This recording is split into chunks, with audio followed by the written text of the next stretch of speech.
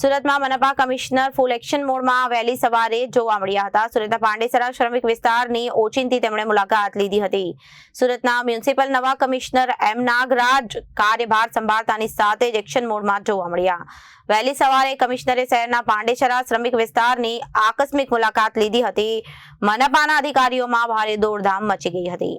નવા કમિશનર એમ નાગરાજ કાર્યભાર સંભાળતાની સાથે જ એક્શન મોડમાં જોવા મળ્યા હતા। વહેલી સવારે કમિશનરે શહેરના પાંડેસરા શ્રમિક વિસ્તારોની આકસ્મિક મુલાકાત લીધી। મનપાના અધિકારીઓમાં ભારે દોડધામ મચી ગઈ હતી। કોઈપણ પૂર્વ સૂચના વગર કમિશનર સીધા શ્રમિકોની વચ્ચે પહોંચ્યા અને અત્યાર સુધીના ઇતિહાસમાં કોઈ કમિશનર વહેલી સવારે શ્રમિક વિસ્તારમાં આવ્યા ન હોય અને સ્થાનિકોએ પણ તેમને જોઈને ચોંકી ગયા હતા। સ્થાનિકોએ કમિશનરને ખાસ કરીને સ્વચ્છતા બાબતે રજૂઆત કરી હતી। સોસાયટી ઇન્ડસ્ટ્રીયલ વિસ્તાર હોવાથી ત્યાં નિયમિત અને સઘન સફાઈ થાય તેવી માંગ કરવામાં આવી હતી અને પડતર રૂપ અને ગંદકી ફેલાવતા કંડર વાહનોને આરટીઓ સાથે સંકલન સાધીને તાત્કાલિક દૂર કરવાની સૂચના કમિશનરે આપી। કમિશનરે એમ નાગરાજે લોકોની સમસ્યાઓ શાંતિથી સાંભળી અને તેનું વહેલી તકે નિવારણ લાવવા આશ્વાસન આપ્યું।